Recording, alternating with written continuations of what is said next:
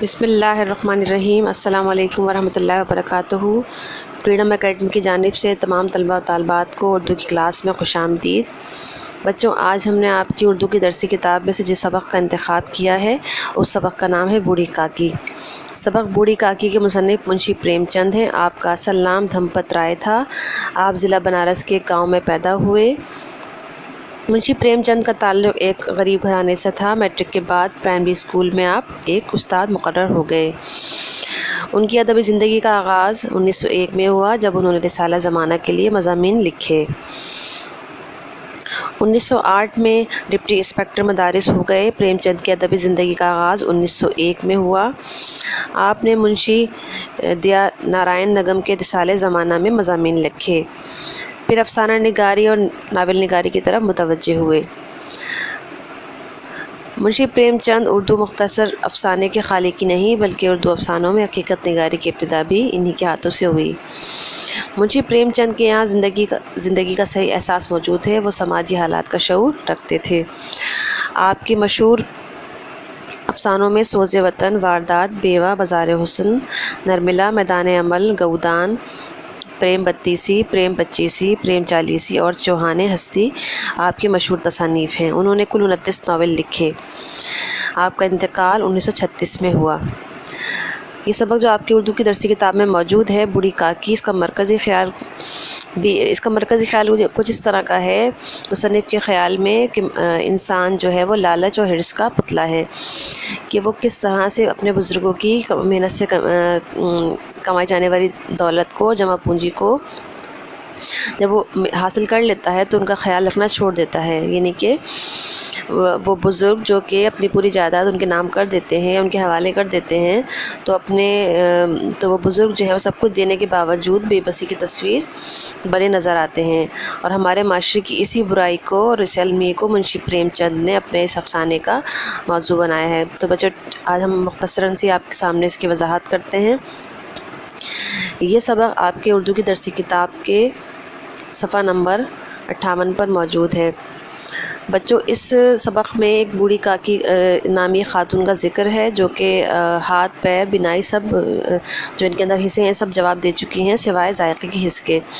وہ ایک کوٹری میں پڑی رہتی ہیں جہاں ان کو کھانا ملے نہ ملے، کوئی ان کی مرضی کے خلاف بات ہو تو بلند آواز میں وہ رونے لگتی ہیں۔ ان کے شوہر اور 7 بچے تھے جن کا انتقال ہو چکا ہے، اور ایک بھتیجا ہے ان کا، اور اس بھتیجے کے سوا ان کا دنیا میں کوئی نہیں ہے۔ اس بھتیجے کا نام بدرام ہے۔ بدرام نے اپنی تمام جائیداد جو ہے وہ بوڑھی کاکی سے اپنے نام کروا لی ہے، اور وہی جائیداد جو ہے وہ اس کی سالانہ آمدنی وہ حاصل کرتا ہے۔ بوڑھی کاکی کیونکہ تمام جائیداد اس کے نام کر چکی ہیں، اور بوڑھی کاکی نے یہ جائیداد ان کے نام اس لیے کی تھی تاکہ وہ آرام سے اپنی بقایا کی زندگی بسر کر سکیں، لیکن یہاں پر کچھ الٹا ہی ہوا۔ بوڑھی کاکی کو پیٹ بھر کھانا بھی نہیں ملتا۔ بدرام ویسے تو نیک طبیعت انسان ہے لیکن طبیعتاً کنجوس ہیں، اور ان کی بیوی روپا بھی طبیعت کی کافی تیز ہے مگر اپنے خدا سے ڈرتی ہیں۔ سارے گھر میں بدرام کی چھوٹی بیٹی لاڈلی، جس کا نام لاڈلی کاکی ہے، سارا گھر اس سے بہت محبت کرتا ہے۔ ایک دن بدرام کا بیٹے جس کا نام سکھ رام ہے، اس کا تلک تھا۔ وہاں گھر مہمانوں سے بھرا ہوا تھا، اور روپا جو کہ بدرام کی بیوی ہے وہ مہمانوں کی آؤ بھگت میں مصروف تھی، اور بوڑھی کاکی جو ہے وہ اپنی کوٹری میں بیٹھی ہوئی ہیں۔ وہاں پر پوریوں کی خوشبو آتی ہے اور وہ کھانے کو بےتاب ہو جاتی ہیں۔ وہ ہاتھوں کے بل کھسکتی ہوئی مشکل سے کڑھائی کے پاس پہنچتی ہیں جہاں پر پوریاں تلی جا رہی ہوتی ہیں۔ بوڑھی کاکی کو کڑھائی کے پاس جو کڑھائی ہوتی ہے اس کے پاس دیکھ کے روپا جو ہے وہ بہت ہی غصے میں آ جاتی ہیں اور اپنے غصے پر قابو نہیں رکھ پاتی۔ وہ کاکی کو برا بھلا کہتی ہیں اور ان سے کہتی ہیں کہ آپ واپس کوٹری میں چلی جائیں۔ بوڑھی کاکی خاموشی رینگتی ہوئی اپنی کوٹری کی طرف چلی جاتی ہیں۔ لاڈلی جو کہ روپا کی سب سے چھوٹی بیٹی ہے وہ بہت جھنجھلاتی ہے، اور وہ سوچتی ہے کہ سب لوگ کاکی کو پوریاں کیوں نہیں دے رہے ہیں۔ وہ چھوٹی بچی ہوتی ہے تو وہ کچھ نہیں کر پاتی، تو وہ یہ کرتی ہے کہ اپنے سے کی پوریاں جو ہے چھپا کر رکھ دیتی ہے۔ رات کو جب سب لوگ سو رہے ہوتے ہیں تو لاڈلی پوریاں لے کر بوڑھی کاکی کو دیتی ہے، مگر وہ اتنی کم ہوتی ہیں کہ بوڑھی کاکی کا پیٹ نہیں بھرتا کیونکہ وہ بہت زیادہ بھوکی ہوتی ہیں۔ تو پوریوں کے چھوٹے چھوٹے ریزے، پھر وہ بچی لاڈلی جو ہوتی ہے وہ بوڑھی کاکی کو اس جگہ لے جاتی ہے جہاں پر مہمانوں نے کھانا کھایا ہوتا ہے، تو وہاں کچھ ریزے پڑے ہوتے ہیں پوریوں کے، تو وہ چن چن کر کھانا شروع کر دیتی ہیں۔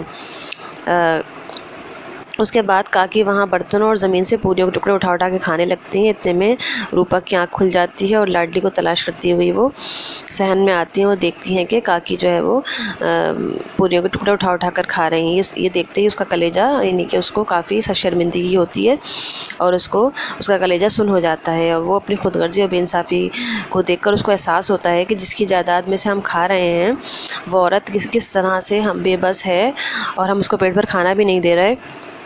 تو پھر وہ تھالی میں کھانے کی چیزیں سجا کر بوڑھی کاکی کے پاس لے جاتی ہے اور کاکی کو اپنی خطاؤں کو معاف کرنے کا کہتی ہے، اور کاکی بھی اس کو دل سے معاف کر دیتی ہیں۔